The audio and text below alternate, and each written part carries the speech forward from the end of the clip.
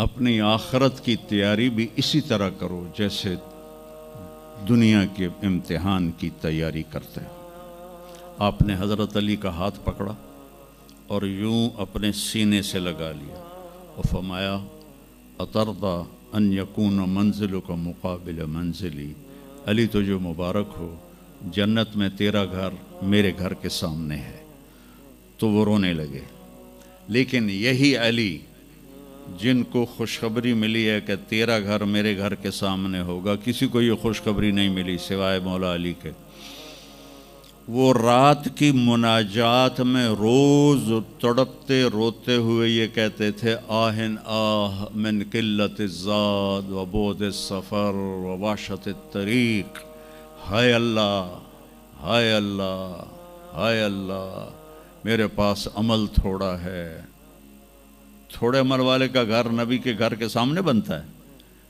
میرا عمل تھوڑا ہے، رستہ تنہا ہے، کبھی دیکھا نہیں اندیکھا ہے، یا اللہ پتہ نہیں میرا کیا بنے گا۔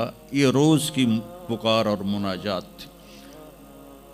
اور پھر دنیا کو کہتے الیہ تغررتی، دنیا تو مجھے دھوکہ دیتی ہے، ہی ہاتھ غری غیری، چل دفعہ ہو جا کسی اور کو دھوکہ دے، میں بتتو کی ثلاثہ، میں تمہیں 3 طلاق دے چکا۔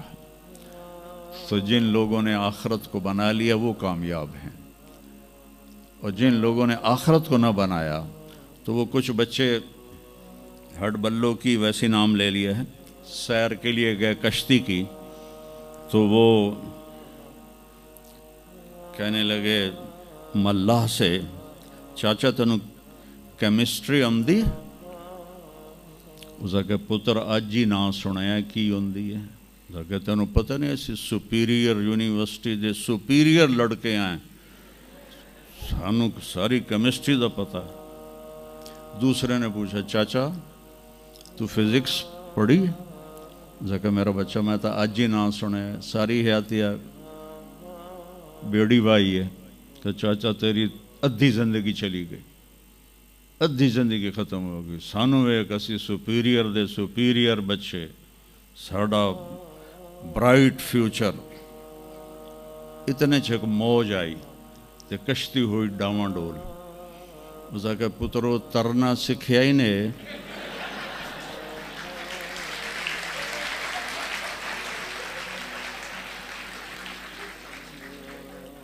وہ آکھن لگے کوئی نہیں سکھیا، سوئمنگ پول کوئی نہیں سپیریئر ہے۔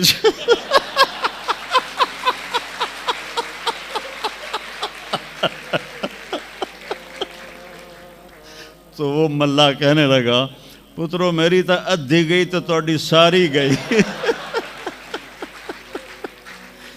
تو میرے بچوں مرتے وقت ایسا نہ ہو کہ تم کہہ رہے ہو ساری برباد ہوگی۔ اپنی زندگی، اپنے نبی کی زندگی پڑھو۔ چند تو فرائض ہیں جو میں نے ابھی پہلے گنائے ہیں، اس کے علاوہ سچ انسان کو عزت دیتا ہے، دیانتداری انسان کو عزت دیتی ہے، رزق حلال انسان کو بلند مقام باوقار بناتا ہے، اور اچھے اخلاق فرشتوں سے بھی اوپر اس کو لے جاتے ہیں۔ آپ نے فرمایا جس کے اخلاق اچھے ہوں گے میں جنت الفردوس میں گھر لے کر دوں گا۔ تو نماز کی عادت ڈالو۔ کچھ بچے جی نہیں پڑھی جاندی، دن میں کوئی ایک نماز ضرور پڑھو، جمعہ پڑھو، ایک نماز ضرور پھر وہ 2 ہو جائیں گی، پھر وہ 3 ہو جائیں گی، پھر وہ 4 ہو جائیں گی، پھر وہ 5 ہو جائیں گی۔ میں نے جتنوں کو بھی یہ نسخہ بتایا وہ سارے اللہ کے فضل سے، گورنمنٹ کالج میں میرا تھا ساتھی، تو وہ پھر شفٹ ہو گیا انگلینڈ، تو کوئی 40-45 سال بعد اس سے ملاقات ہوئی، یہاں پاکستان آیا ہوا تھا۔ تو میں نے کہا کہ نماز پڑھتے ہو؟ کہنے لگا نہیں۔ جمعہ؟ کہنے لگا نہیں۔ تو میں نے کہا اچھا ایسا کرو، ایک نماز شروع کر دو اور ایک جمعہ شروع کر دو۔ یہ ایک فرد کا واقعہ نہیں، ایسے میں ہزاروں بچوں پر بچیوں پر تجربہ کر چکا ہوں، اور وہ 5 وقت کے نمازی بن گئے۔ تو 2 دن کے بعد فون پہ بات ہوئی تو کہنے لگا یار تو مینو ایک دسی آئی میں تو پنجے شروع کر دی تھی. وہ ڈرنکنگ بھی کرتا تھا, کالج کے زمانے میں بھی کرتا تھا. کہنے لگا لو جب میں نے نماز شروع کی تو میں نے کہا میری توبہ, میں شراب کو بھی ہاتھ نہیں لگاؤں گا. نماز ایسی چیز اپنی زندگی. اگر کسی کے لیے رخصت ہوتی تو حضرت امام حسین علیہ السلام کے لیے رخصت ہوتی میدان کربلا میں. لیکن کیا جنت کے سردار, جنت کے نوجوانوں کے سردار, اور جنگ سے پہلے اونگ آ گئی اور آنکھ کھلی تو مسکرانے لگے. تو بہن زینب علیہ السلام نے پوچھا یہ کوئی ہسن دا ٹائم ہے, اتنی تو مصیبت آئی کھڑی. کہا بہن اللہ کے نبی خواب میں آئے ہیں, فرما رہے ہیں بیٹا میں لینے کے لیے آ چکا ہوں. تو اب یہ نماز نہ پڑھتے تو ٹھیک تھا, اتنا تو قتل و غارت چل رہا تھا. لیکن جو ہی ایسے سورج ڈھلا تو آپ نے زہیر تھے آپ کے رائٹ سائڈ پر جھنڈا اٹھانے والے, اور لیفٹ پر تھے حبیب, اور درمیان میں تھے عباس اپنے بھائی. تو آپ نے زہیر کو بلایا, کہا یہ شمر سے کہو تھوڑی دیر رک جاؤ میں نماز پڑھ لوں. تو زہیر نے شمر سے کہا, تو شمر نے کہا ہم جنگ نہیں روکیں گے, ہم سر اڑائیں گے. تو انہوں نے واپس آ کر کہا جی وہ انہوں نے جنگ روکنے سے انکار کر دیا ہے, اللہ کی قسم اب ان کے لیے کھلی اجازت تھی کہ یہ چھوڑ دیں اور سر کٹا دیں. لیکن آپ نے فرمایا سر کٹ سکتا ہے, نماز نہیں چھوٹ سکتی. آپ نے کہا آدھے لڑو آدھے نماز پڑھو. تو آدھوں کو جنگ پہ لگایا, آدھوں نے نماز پڑھی. پھر ان آدھوں کو جنگ پہ لگایا اور جو جنگ پر تھے انہوں ان کو نماز پڑھوائی. سب کو ظہر کی نماز پڑھوائی, اور عصر سے پہلے سب کے سر کٹ کے نیزوں پہ چڑھ چکے تھے.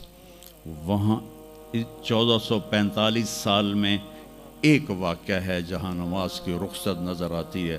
لیکن میرے نبی کے نواسے نے ایک مثال قائم کی, پوری امت کو وہ ایک پیغام دیا کہ زیر خنجر بھی یہ پیغام سنایا ہم نے, نماز نہ چھوڑو. کبھی قضا ہو جائے تو رات کو سونے سے پہلے قضا دے کے سویا کرو.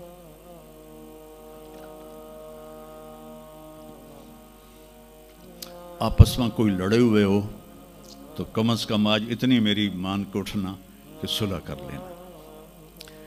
یہ کوئی بچیاں آپس میں کسی سے بول چال بند ہو, یا آپ بچوں کی آپس میں کوئی بول چال بند ہو, تو ایک دوسرے کو معاف کر دینا.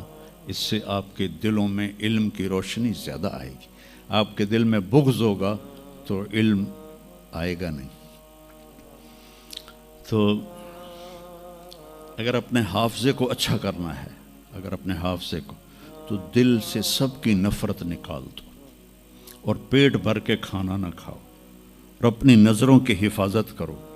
آپ کا حافظہ 16 سال والا رہے گا 70 سال تک. حافظے کو خراب کرنے والی یہ چیزیں ہیں. پھر جن سے پڑھتے ہو ان کو عزت دو, ان کا ادب کرو, ان کا احترام کرو.